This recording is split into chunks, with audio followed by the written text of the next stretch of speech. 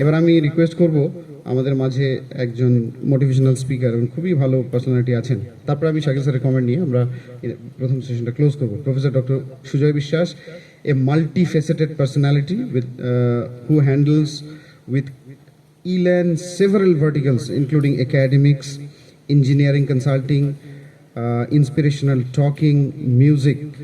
He is also currently the director and CEO of Techno India University and Techno India Group, and also the president of Indo-American Chamber of Commerce.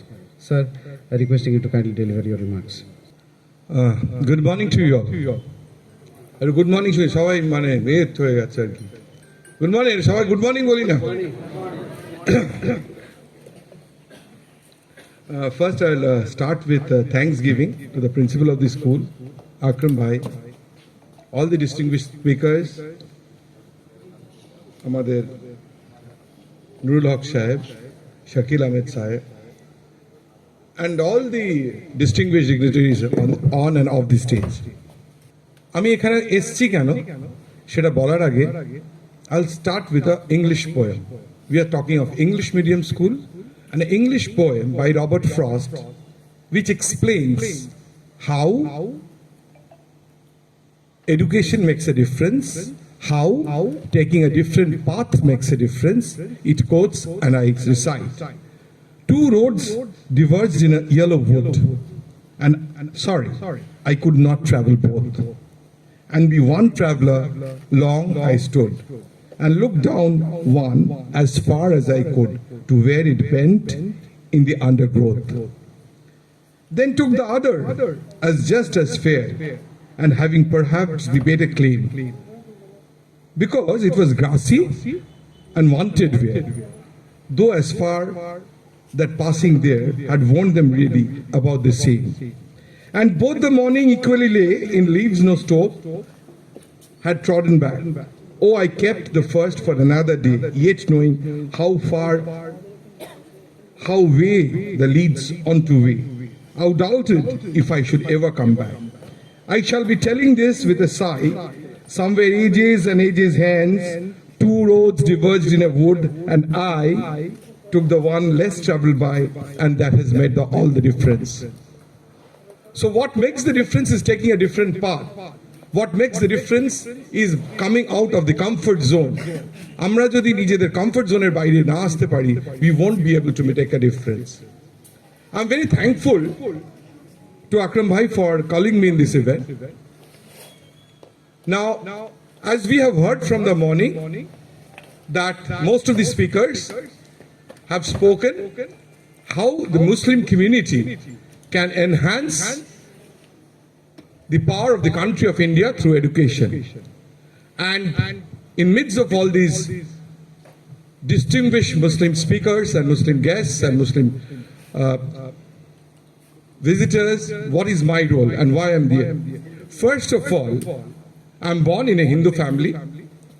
I'm a Hindu by birth, Hindu by practice, but it says that my life was saved by the Pir Baba of the Anwar Shah Road Masjid, when my blood was oozing out as soon as my birth, and there was no concrete medical stuff that could be done. My father and mother and my grandmother used to say that they went to the masjid and talked to Pir Baba, and he gave me a madhuri, and they believe, and I believe too, that saved my life. This is the first stuff. The second stuff is, in Park Suckers where we are talking, there is a school called Park Suckers Girls High School. And the Park Suckers Girls High School has 99% Muslim population. And my mother used to work in the school for 37 years. 37 years. From 1965 to 2002. And she was the principal of the school for 25 years, from 1977 to 2002. And I take pride in telling that all these 27 years, all the Muslim girls performed Saraswati Puja without any fail, and all the 27 years I came in that school to attend that puja. So the issue as the country of India is concerned, there should not be any barrier between the Hindus and the Muslims, because all of us are focused on the same goal. I'm also a part of another Muslim initiative called Firhat 30, Firat 30 is the initiative taken by our mayor, Honorable Mayor, Bobby Hakim or Firhat Hakim. And it is supported by an educational institute called Rice Education. Every year, they train 30 Muslim students for civil service exams, and that is going on in full swing. Now, coming to education, I will start with a quote of Swami Vivekananda and just explain the quote and then wrap it up within a very short time. I think I would not extend beyond the time given to me. It says, and I quote, "Education is the manifestation of perfection already in man." Education is the manifestation of perfection already in man. Why?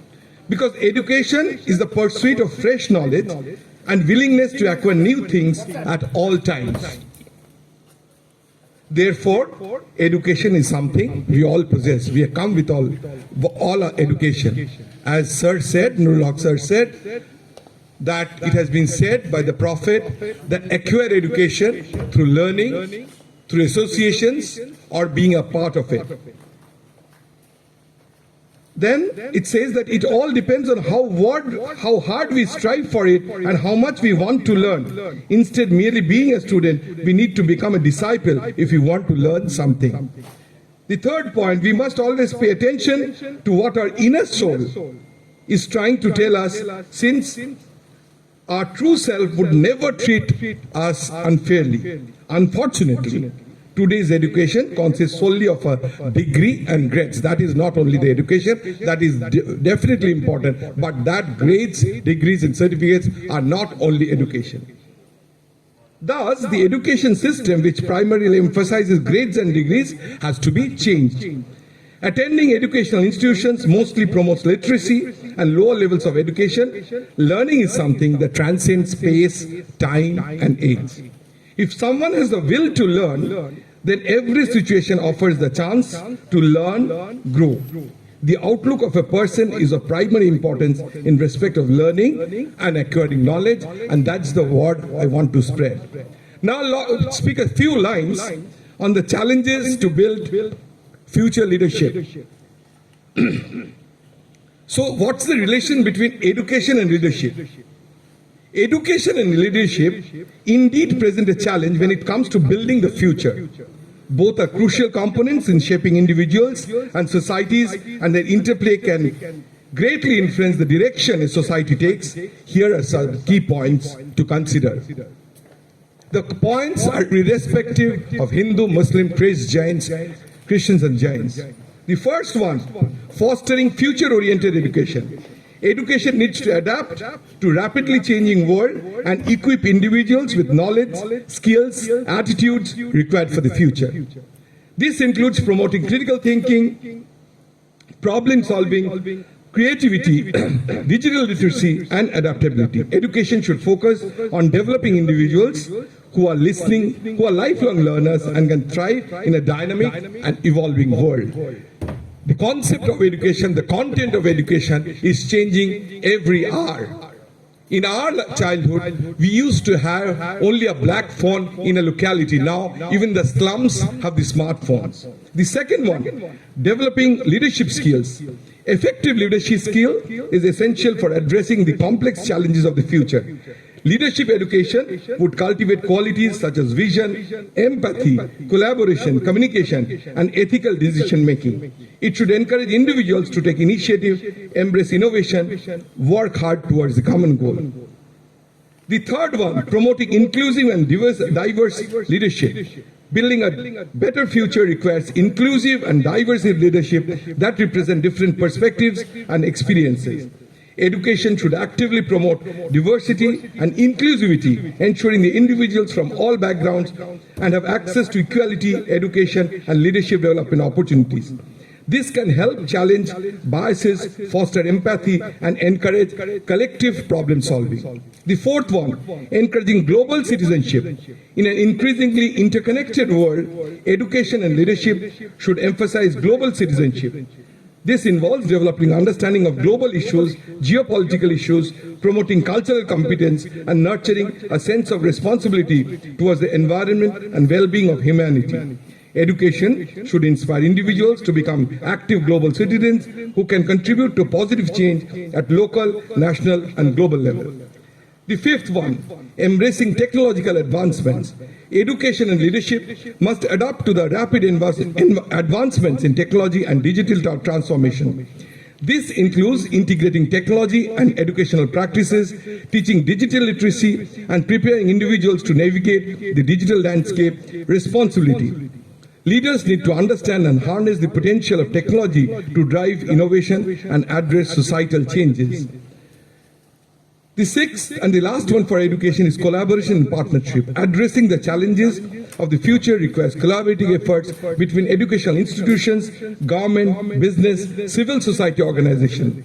Partnerships can facilitate the exchange of knowledge, resources, expertise, enabling the development of comprehensive educational programs and leadership initiatives that align with the needs of the future. Building the future through education and leadership is a multifaceted endeavor that demands a holistic approach. By nurturing future-oriented education, developing effective leaders, promoting inclusivity and diversity, embracing global citizenship, leveraging technology and fostering collaboration, societies can better equip themselves to tackle the challenges and opportunities of tomorrow. But education faces a number of challenges in the modern world, which includes access to quality education. I expand by saying one of the fundamental challenges is ensuring equitable access to quality education for all individuals, regardless of the socio-economic background, gender, ethnicity, or geographic location. Disparities in educational opportunities can hinder social mobility and perpetuate inequality. The second challenge, education equity and inclusion. Promoting equity and inclusion within educational system remains a significant challenge. Many marginalized groups such as children with disabilities, girls, ethnic minorities and children from disadvantaged backgrounds often face barriers in accessing education and may not receive the necessary support to thrive academically. The third, adequate funding. Insufficient funding for education can lead to overcrowded classrooms, inadequate infrastructure, lack of resources, teaching materials. It becomes challenging to maintain quality standards and provide an enriching learning environment without adequate financial investment. The fourth, teaching quality and training. Teachers play a crucial role in education, but attracting and retaining high-quality educators can be a challenge. Ensuring that teachers receive adequate training, ongoing professional development, and competitive compensation is essential for maintaining the quality of education.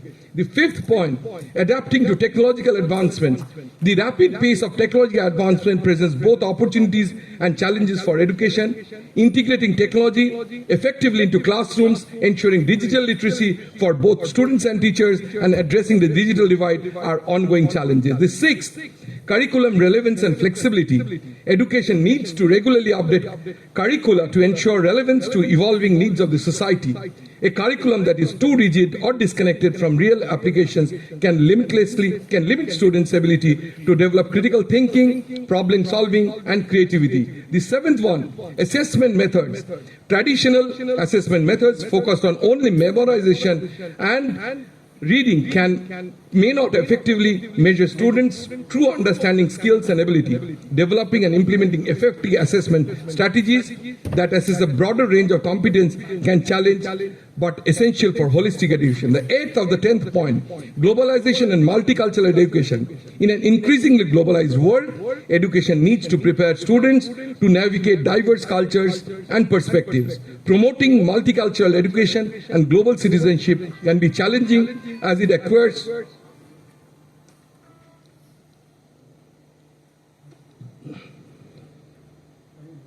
in an increasingly globalized world, education needs to prepare students to navigate diverse cultures and perspectives. Promoting multicultural education and global citizenship can be challenging as it requires addressing biases, stereotypes, and promoting intercultural understanding. The ninth of the 10th point, the rapid pace of change in the job market and technology requires individuals to engage in lifelong learning to stay relevant.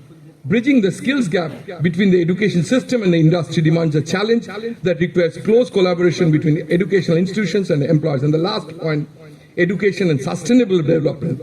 Education plays a vital role in promoting sustainable development and addressing environmental challenges. Integrating sustainable development principles into curricula and fostering environment awareness can be a challenge, but it is necessary for building a future. Addressing these challenges requires concerned efforts from policymakers, educators, parents, and society as a whole. It involves promoting inclusive policies, ensuring educated resources, enhancing teacher training and support, embracing technological advancements, and adapting educational systems to meet the evolving needs of the individuals and the societies. Try to just form out that how education can change the life of the society, and especially for the Muslims, as they said, that some of these stuffs are not being delivered properly. And in that sense, this very initiative of a day-long educational leadership summit is going to play an important role. Maybe that the crowd desired is not there. Maybe people are not that enthusiastic till now, but ये कोशिश तो जारी है, जारी रखना चाहिए. And I'll stop with a poem written none other than Harvansh Rai Bachchan, the father of the legendary Amitabh Bachchan, which I keep on repeating on every platform I say it repeatedly, so that I say if 1% of the populace who listens to my lectures is get inspired, then my work is done. It says, and I quote the first para, लहरों से डरकर नौका पार नहीं होती, लहरों से डरकर नौका पार नहीं होती, कोशिश करने वालों की कभी हार नहीं होती. नन्ही चींटी जब दाना लेकर चलती है, नन्ही चींटी जब दाना लेकर चलती है, चढ़ती दीवारों पर 100 बार फिसलती है, चढ़ती दीवारों पर 100 बार फिसलती है, चढ़कर गिरना, गिरकर चढ़ना ना करती है, आखिर उसकी मेहनत बेकार नहीं होती, कोशिश करने वालों की कभी हार नहीं होती. The second stanza, डुबकियां सिंधु में गोताखोर लगाता है, डुबकियां सिंधु में गोताखोर लगाता है, जा जाकर खाली हाथ लौट के आता है, जा जाकर खाली हाथ लौट के आता है.